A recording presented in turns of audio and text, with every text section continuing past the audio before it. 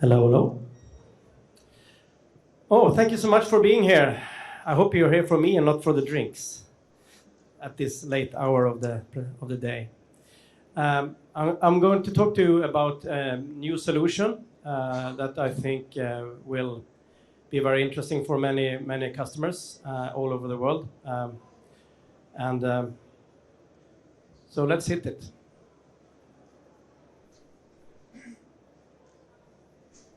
Should this work? Oh, no. This is what we want to avoid. Metal on metal. I don't tell you where it's from, but it's things that happens quite oftenly in some mines. I don't know. I would like to sit in that cockpit when that happens. So, if you think a little bit about what's the most common reasons for traffic incidents in underground mines? Well, first you have poor visibility. It can be very good between a vehicle and vehicle as you have the lights on, but for a vehicle to a person it can be really bad. Also, very narrow and confined roadways makes things tougher for drivers. Equipment failures like brakes or other stuff can fail, and then you have a big situation, especially when you're going downwards, maybe with a fully, or not fully loaded, but still a heavy vehicle. Could be slippery and so on. Bad training or bad communication. Sometimes in many mines, the traffic is controlled by radio walkie-talkies. They speak that I'm here, and if you hear that one, you should maybe avoid the meeting. But if the network fails, then this will fail. And as I said, roadbed conditions is a kind of also one of the biggest reasons. Very slippery. So, what we have done since a couple of years ago, I was here in IMARC 2019, presented when we launched this. We have a product called Mobilaris On Board, which is a very unique product. It's one of a kind that actually, based on a algorithm that we have developed, the algorithm allows us to position a vehicle anytime, self-sustained, by roughly between 5 to 10 meters accuracy all the time. That means that we can have a position that is so good so we can navigate in the mine. We don't need any network, any beacons, anything to make this work. So if you don't have a network, you will still know where you are, which is a safety thing. On top of this algorithm, we actually developed a product we call Mobilaris On Board, which is then, you could say, just like a car GPS for underground. This application allows you to do a lot of things, but one of the big advantages with this is that you actually can navigate anywhere in the mine. And for you who are miners, you know that when you go to a new mine working, you have basically to have a colleague that shows you the ways. So we'll be two persons doing one person's job for some time. With an application like this, anyone can just jump in the car, enter a destination, end up at the right spot. You can chase a moving car. So this is successfully being deployed in many mines now, works flawlessly. Another good thing with this is that if you have a network, then this system can tell the other ones where you are, and you can see where they are. So then we can starting to get what we call traffic awareness. So it's like a long-range early warning of any incoming traffic. So here's a schematics how this works. You have two vehicles of some sorts. They are traveling in the mine, and suddenly they are aware of each other's presence. So they have a meter there to the left, showing that it will come closer, and one of them will decide to park. The other one will then just continue, and you didn't have a traffic incident. You didn't have any loss of haulage time or something like that. That's been, in some mines, really a big upside for the haulage and where you earn money, productivity, except for the safety thing. This is how it looks like in reality. It's actually me driving. I'm the green arrow there. I'm tailing a truck. We are going upwards. We are both meeting another truck going downwards. So the one I'm tailing is fully loaded. Here you see the headlights from the one that's coming towards. He sees us, and he can then successfully take to his right and give us free way.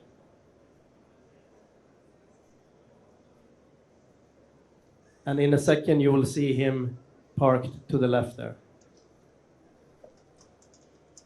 That's traffic awareness.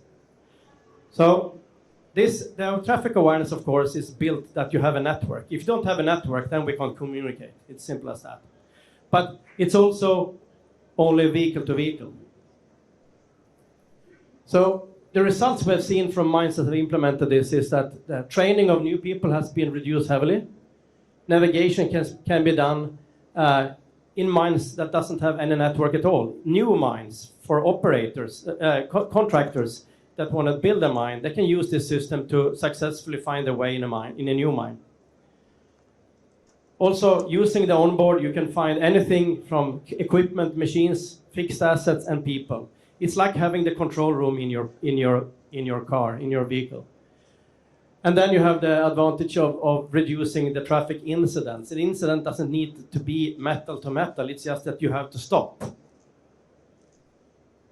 Also, what we have measured and interviewed drivers is that the stress levels heavily has gone down, and the radio chatter has reduced also heavily. So it's a much more common, better working environment for drivers.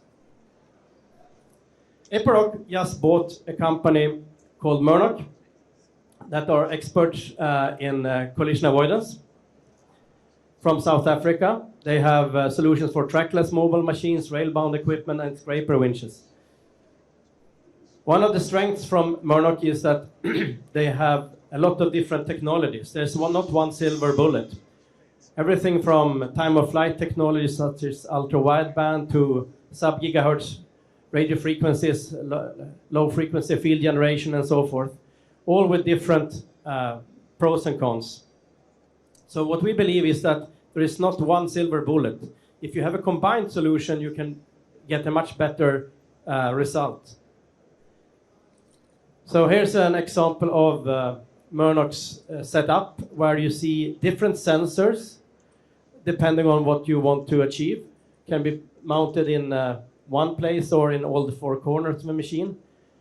It has a screen and then a gateway, or really the brain that calculates all the meetings, all the proximity incidents. This works very fine, but it's another system. Pedestrians have to have a specific tag for this, and so on. So what we did here later on is that we started to see how does this really work in reality. Well, if you have a single solution, it might be good, but it doesn't cover all scenarios. So here's an example. You're driving with a collision avoidance system of basically any kind in a mine.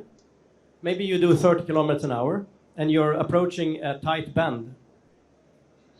Actually, in most of these cases, a collision avoidance system will sometimes not work. It will warn you too late, and you will have metal to metal or something like that, because they are going too fast.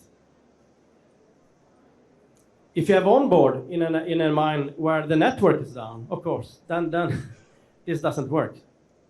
So you must have a network to make it work. That works. So this is also a case that we don't cover. Another thing we don't do with onboard is vehicle to person, to pedestrians, because usually the real-time location of pedestrians is can be Bluetooth or Wi-Fi or similar technology. They are a bit inaccurate to be good enough for collision avoidance. So I wouldn't risk my life walking around in that mine without the cost system. So onboard is vehicle to vehicle. So if we combine these two solutions, then actually we have synergy effects. And this is what we have done now. So we have integrated the IMARC system from their gateway, removed their screen, because actually the technology works, but the problem, the more low level problem for most mines is that you don't want too many screens in the cockpit. So what we have done now is an integration of the IMARC system into the onboard tablet. So then you get the best of two worlds. Then you have navigation. Anyone can navigate anywhere, anytime. Reduce the wasted time you get. Traffic awareness. Drivers can very long in advance get to know when you have a meeting. So actually there will not be any incident because you parked successfully. You have the situation awareness. You have the control room in your cockpit, so you can look up anything. Maybe you want to go and look for a pump control unit or a box of drill bits or something like that, or a hose or a machine. You can do that with onboard. You also can find fixed assets and stuff like that.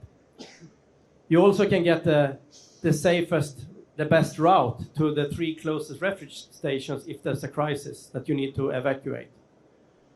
Then you add the functionality of IMARC's COS capabilities, where you have vehicle to vehicle and vehicle to person, level 7, level 8, and level 9. So we can also automatically stop the vehicle. And with the help of RCT that we also acquired, then we can have a mixed fleet setup of this level 9. And as I said from the beginning, there's a huge range of different options in the IMARC solution, where different sensors can be applied depending on what vehicle we are talking about and how good, what is the best for that situation. So with the both technologies applied, then we can have long-range warnings. We also fix the problem with meeting people, pedestrians. We also fix the problems in like reversing and not hitting any other vehicles or persons. So it's a good solution that is pretty, covers most of the use cases. And here's a little animation or video, how it can look like for a driver now. I'm a driver. I see that I have a meeting with a truck here in like 250, 300 meters. Within 300 meters, I have a red line showing the direction that comes from, because it could be a crossroad, so he comes from the right and I will actually turn left before him, then I don't need to stop, right? But as I come in closer to this bend, I haven't seen him yet. I'm already prepared that, oh, I'm gonna meet this big one, a truck, fast, big, ugly. Oh, there he is. And now, if I wouldn't see him like I did here with onboard, but let's say I wouldn't see him, then I will detect with the COS system now. So now the COS system interacts, and I have a much more precise positioning of that vehicle. So that's basically, in a nutshell, where we have done now. So we have merged successfully a COS solution based on different technologies with the onboard system that we feel is pretty much a solution that we hope will rock the market. The conclusion then is that we have a combined solution, both for long range traffic awareness, as well as level 7 to level 9 COS technology. One user interface for everything. It works in mines with or without network. And the COS modules can be tailored per vehicle type and also added as you need.